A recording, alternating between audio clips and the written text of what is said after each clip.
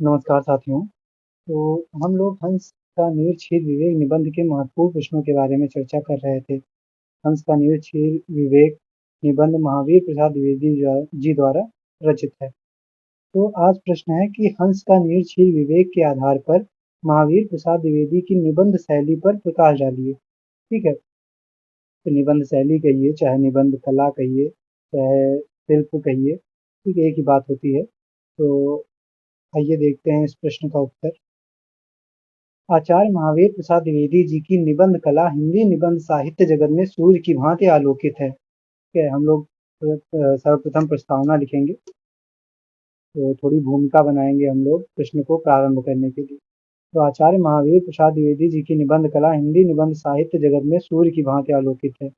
आचार्य द्विवेदी जी निसंदेह रूप से हिंदी निबंध साहित्य के स्तंभ को सागर के गहराई से आकाश की ऊंचाई तक उठाया है, जिन्होंने निबंध को न केवल सुदृढ़ नींव प्रदान की है, अपितु उसे परिमार्जित एवं परिष्कृत कर समूचे विश्व में प्रतिष्ठित भी किया है। प्रस्तुत निबंध हंस का नीड़ विवेक आचार्य द्विवेदी जी का प्रतिनिधि निबंध है, जिसमें आदर्श है, दर्शन है, आत्मगौरव है, भावाभिषेक एवं सबसे ऊपर मार्मिक विवेचन है। ठीक है, इसमें उन्होंने अपना दर्शन प्रस्तुत किया है और काफी सुंदर ढंग से मार्मिक विवेचन किया है। निबंध का कला पक्ष सूर्य की किरणों की भांति ज्ञान रूपी कमल को प्रस्फुटित करता है, साथ ही सागर के लहरों के समान उसमें तरंग प्रस्तुत करता है। आचार्य द्विवेदी जी का विचार था कि निबंध की भाषा शुद्ध, परिशुद्ध एवं विशुद्ध होनी चाहिए। भाषा में गंभीरता एवं गूढ़ता होनी चाहिए। भाषा भाव की दार्शनिकता के पुष्टि में सक्षम होनी चाहिए। ठीक है, जो निबंध की भाषा है वह इन सभी गुणों से युक्त होनी चाहिए।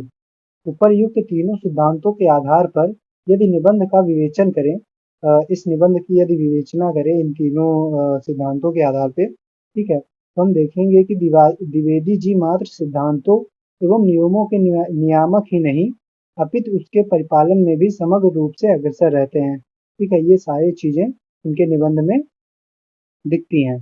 निबंध की भाषा संस्कृत निष्ठ तत्सम शब्दों से सुसज्जित है। भाषा हिंदी खड़ी बोली है, जिसमें पूर्ण प्रौढ़ता का सम्यक झलक विद्यमान है। ये जो भाषा है, ये जो निबंध है, वो खड़ी बोली में लिखा गया था।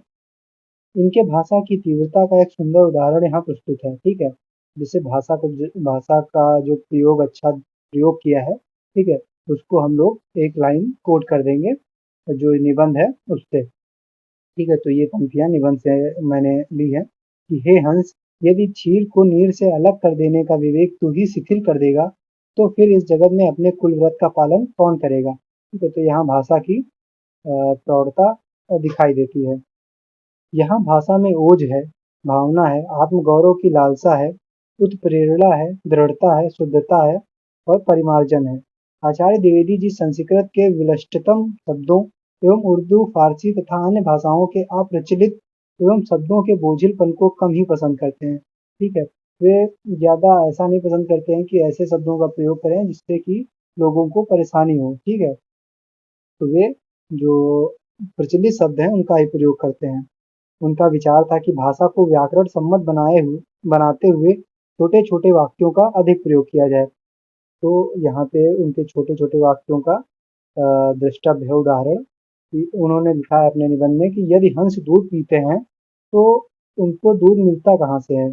मानसरोवर में उन्होंने गाय या भैंसे तो पाल नहीं रखी, और न हिंदुस्तान ही के किसी तालाब या नदी में दूध पीने की कोई संभावना है। ठीक है, तो ऐसे छोटे छोटे वाक्यों से उन्होंने भाषा में नयापन लाया है। वास्तव में द्विवेदी जी एक अभिभावक की भांति हिंदी भाषा को प्रांजल एवं परिष्कृत किया है, उसे साहित्यिक रूप प्रदान किया है तथा उसमें नव क्रांति भरने का सफल प्रयोग किया है। हंस का निर्छीर विवेक की शैली मूलतः विचारात्मक, विवेचनात्मक एवं व्याख्यात्मक है। निबंध का शुभारंभ व्याख्यात्मक रूप से होता है। उन्होंने सर्वप्रथम व्याख्या के रूप में निबंध का आरंभ किया। ठीक उसके बाद किसी चीज़ को लेकर, किसी भाग को लेकर उसका अच्छे से विवेचन किया। ठीक है, इस क्रम में निबंध चलता रहता है। जैसे यहाँ एक उदाहरण है, यथा। यथा का अर्थ ही होता है कि जैसे। ठीक है, तो यहाँ ये डबल लिख गया है। यहाँ हंस से प्रारंभ होगा। हंस मिले हुए दूध और पानी को अलग-अलग कर देता है। दूध पी लेता है और पानी छोड़ देता है। ठीक है, तो यहाँ पर उन्होंने विवेचन कर दिया है इस चीज़ का। प्रस्तुत निबंध की शैली विचारात्मक एवं गणवेशणात्मक है। आचार्य द्विवेदी जी स्वयं जानने का प्रयत्न करते हैं कि हंस किस प्रकार निरक्षीर का विभेदन करते हैं। वे अमेरिका के अध्यापक लॉन्गमैन एवं डॉक्टर कॉमर्स का उदाहरण भी प्रस्तुत करते हैं, क्योंकि द्विवेदी जी रहस्य के खोजी के रूप में प्रस्तुत विवेचना पर विचार प्रकट करते हैं। अंततः वे अंत में इस निष्कर्ष पर पहुंचते हैं कि मामूली जल मिश्रित दूध से हंस जल को पृथक कर देते हैं और जल को छोड़ दूध भर पी जाते हैं। आचार्य द्विवेदी जी मौलिक रूप से भावुक एवं दार्शनिक साहित्यकार थे।